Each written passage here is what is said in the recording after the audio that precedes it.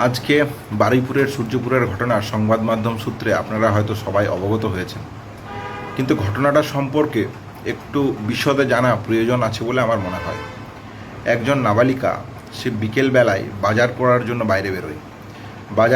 বাজার করে সে যখন ফিরছে না, বাড়ির লোক স্বাভাবিকভাবেই উদ্বিগ্ন। এলাকার আশেপাশে তারা খোঁজ খবর করার পর তারা যখন খোঁজ না পায়, তখন পুলিশ প্রশাসনের কাছে তারা এই বিষয়ে অবগত করায়।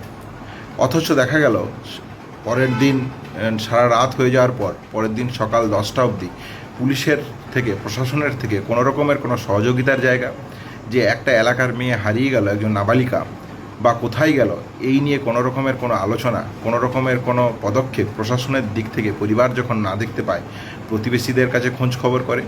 প্রতিবেশীদের মধ্য দিয়ে যখন তারা খোঁজ খবর চালায়, তখন সিসিটিভি ফুটেজ এর সাহায্যে তারা এলাকার যারা ওই মেয়ে নাবালিকাকে তুলে নিয়ে যায় তাদের ছবি তারা শনাক্ত করতে পারে।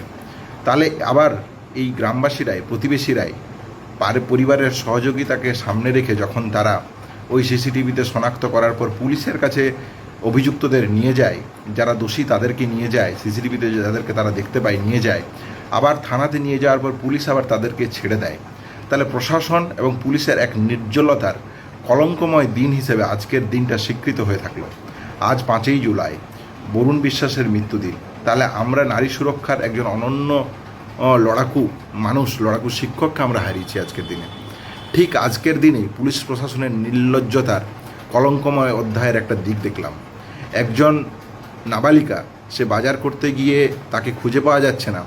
সন্ধে পেরিয়ে সকাল হয়ে গেল, সকাল 10টার সময় কেন্দ্রীয় বাহিনীর কিছু জওয়ান তার বাড়িতে আসে।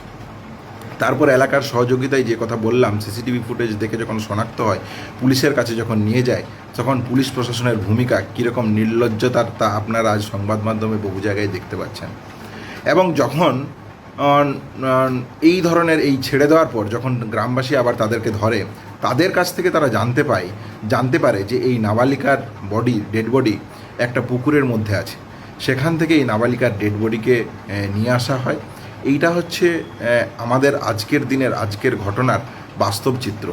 সভ্যতার কোন জায়গায়, কোন সমাজে আমরা বসবাস করছি, এই দিকটাও আমাদের আজকের সামনে তুলে ধরা প্রয়োজন বলে আমার মনে হয়েছে।